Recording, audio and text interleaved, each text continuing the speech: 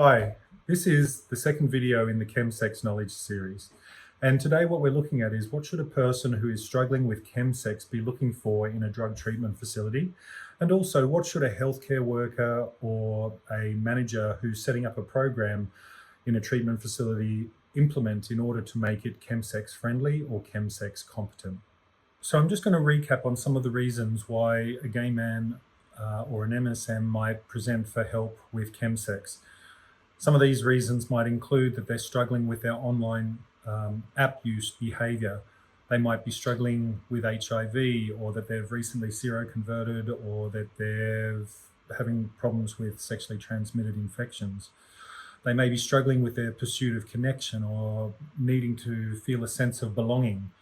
And also, there may be some other issues that have been found within ChemSex surveys and research to be the main drivers of ChemSex, which can include things like loneliness, getting older in the gay scene, long-term living with HIV, or low self-esteem issues.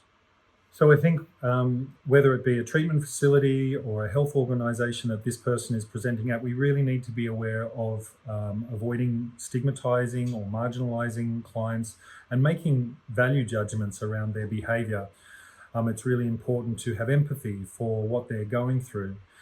You know, a lot of LGBT people have experienced a lot of stigma and marginalisation from the years of HIV and AIDS and the way that the public and the media rejected them, and this has taken a toll on the gay community and still plays out, I believe, with ChemSex and the way that people engage in ChemSex. So we have to remember not to be judgmental of their sex choices, not to be judgmental of their drug choices, or whatever drugs they're using or how they're using those drugs. They might tell us about their relationships and how they are in their relationships. They might tell us stories about terrible things they've done or said to other people or to their partners or to their families.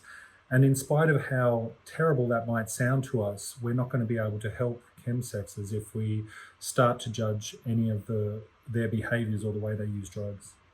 So another way that we can make a treatment facility or a health center more chemsex friendly is to really work on our cultural competence. And cultural competence basically is being very familiar with the culture of a minority group or a group such as the gay community. And so especially with gay men, there are certain idiosyncrasies that are very particular to them. It's really important to understand that this isn't only a drug problem, but also a gay sex problem. So to reduce the harms of chemsex, there are several things we need to have in any sort of facility that is being chemsex friendly. These things will include helping the client to develop a robust understanding of what they want in their sex lives, but also in their intimate relationships. It's going to include helping them to set goals about what they want to achieve, whether they want harm reduction or whether they want to go down the road of abstinence. It's also going to be about helping them be better communicators and learning how to express their feelings and also identify their feelings and talk about them so that they don't avoid conflict or avoid the difficult feelings that come up around conflict, which is also a reason why sometimes people get involved with chemsex. And the final reason is to help them develop self-awareness around their behaviors, around the issues that drive their wanting to engage in chemsex. So in regard to online dating apps, this is a very specific feature of chemsex, and it is the way that most gay men find each other. You know, it doesn't take very much to go onto an app like Scruff or Grindr, and you know, within minutes you could be hooking up with someone who's within the same block as you. And so it's really important that this is where the point where the apps were invented and came into regular use by gay men is really the point where chemsex really exploded. And so some of the names of the most commonly used apps are Scruff and Grindr, but there's also quite a few gay men who work as sex workers, and they will engage in chemsex through connecting with their clients on RentMen, which is one of the names there too. And there are also apps that are a little bit more hardcore, which are about leather and fetish and kink. One of these is called Recon. And so it's really important if you're working with a chemsexer that you have some knowledge of what the apps are and who are the kind of demographics that use those apps, so that you don't have to put the ChemSex are in a position of having to explain to you what the app is and what it's used for. Often when a gay man gets involved with chemsex, they may start off really enjoying vanilla sex or vanilla porn, as it may be, but over time, as they use more drugs and have more experiences, they tend to want to engage in more intense versions of these things. And so it's really important to be aware that when a client's talking to you, the issue is around their decision making. For example, sometimes child pornography can be sent, and there are cases of this happening. And it's really important that a person is aware enough to make a decision not to view any child pornography if it is sent to them. And the same in terms of when they are filmed on a platform like Zoom having sex, or filming someone else, about how that ends up on the internet. And it's important to make a decision about not being filmed or not allowing yourself to take footage of someone else and then posting it on the internet. I think it's really important that anyone who's working with someone presenting with chemsex issues has a really good, solid understanding of the kind of sex that gay men engage in when they're on these drugs. Some of the things that you may hear, and it's really important not to appear shocked when you hear these things, are around group sex. It's not uncommon for gay men to have quite a bit of group sex when they're on a binge on these kind of drugs. And they might tell you stories about sleeping with 10 or 15 people in a weekend. Another part of sex that gay men will engage in on these drugs is anal play. So they might be telling you about the sex toys that they use and the size of the sex toys that they use, and the length of time that they engaged with playing with themselves sexually alone. And this could be quite shocking to someone who's never heard of this kind of thing before. So it's important to know about this. And also fisting. I think that a lot of people can be quite shocked when they hear about the things that gay men do when they're being fisted or when they're fisting someone else, and also the different injuries that can happen in that kind of way. And I think it's really important to be aware that if someone tells you that they've hurt themselves, that you support them to maybe go off and get seen by a doctor, something like that. Scat is another sexual fetish that some gay men get into, which is playing with fecal matter. And, again, it's really important that if a client tells you or talks to you about this, again, that you don't recoil in shock, but, you simply listen to them. And if there are any issues around their behavior with that, like their own shame or their own self-disgust or whatever, that you maintain that position of unconditional positive regard. And also, I think you're going to hear a lot of stories about fetish and kink and dressing up in particular clothes and having sex. And I think it's really important to not be shocked by that kind of behavior and understand that is a way that gay men express themselves, and especially express themselves on crystal meth and GHB. A number of years ago in Sydney, I was asked by a mainstream therapist to come to her practice and explain to some of her mainstream therapists some of the terminology around chemsex. And we didn't have enough time to talk about terminology because there were so many words and phrases that they were not familiar with. I'm just going to cover a few at this point, and the first one is slamming. Slamming is the word used for intravenous drug use, and it's very popular all around the world. And it's also a word that can trigger a client very much too. So generally when I'm working with a client, I will always say intravenous drug use so as not to trigger the client.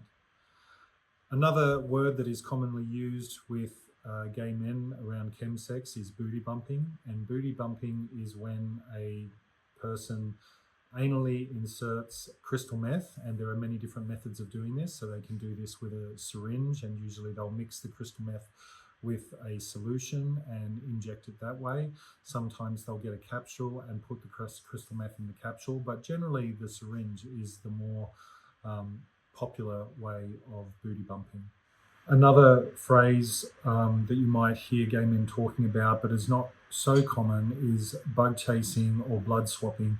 And this is where a person might come to you and say that they had blood swapped with another client, whether sharing the same syringe or something like this. And that's when that person is actually looking to get the HIV virus, or in some cases it can be Hep C. And I know that this can sound very shocking to someone who's never heard of this before. And I think part of it is about the taboo of that. And I think some gay men will do it because that they know that there's medications these days that are going to stop them from dying. And nonetheless, this is, for some people, a very exciting part of their sexual behavior when they're engaging in chemsex.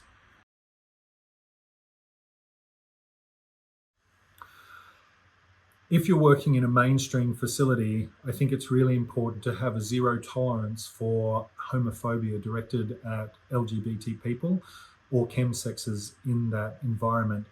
It's very usual that most rehabs are really set up in a heteronormative fashion, so that they're sort of mostly the literature in them, the groups running them are directed more towards straight men and straight women.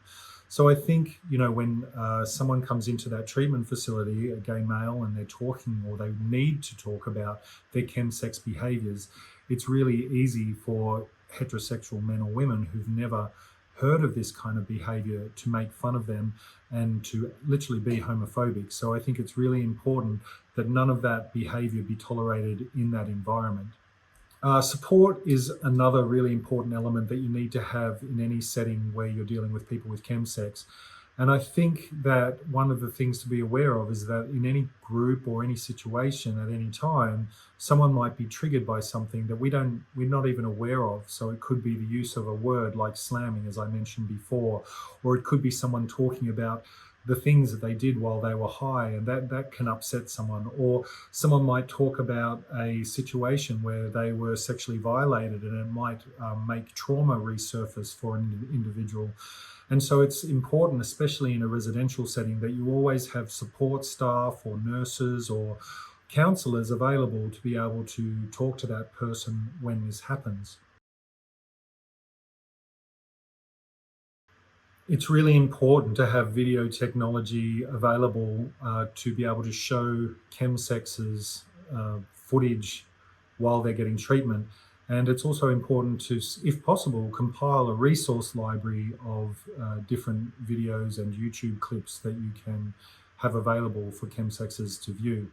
I just want to give some examples of some of the different resources that we used when I was at R12, and they included David Stewart, who I've mentioned before and is a well-known chemsex activist and healthcare professional working at Dean Street in London. And he does a lot of YouTube clips, and these are easily accessed if you go to YouTube. And some of the themes that he talks about are harm reduction, kindness, consent, and the law. And he also has a documentary that he made himself several years ago called ChemSex. Other videos that you can find on YouTube that are very helpful are reports on consent. We were talking about this a bit earlier. There are several interviews there by young gay men who were sexually violated or raped, and it's very interesting to be able to show these to clients to develop their awareness around rape and sexual consent. But it's also really important for you as a health professional to view this kind of footage to get a better understanding of the laws and legalities around consent. You can also find quite a few videos on harm reduction and abstinence online. And these sorts of resources are really important because when you're in a treatment setting, sometimes people are going to want to go down the abstinence route. They don't want to give up crystal meth and GHB completely, or they may want to give up crystal meth but not GHB. And so it's important to have videos that outline and help clients understand what is the difference between abstinence and harm reduction.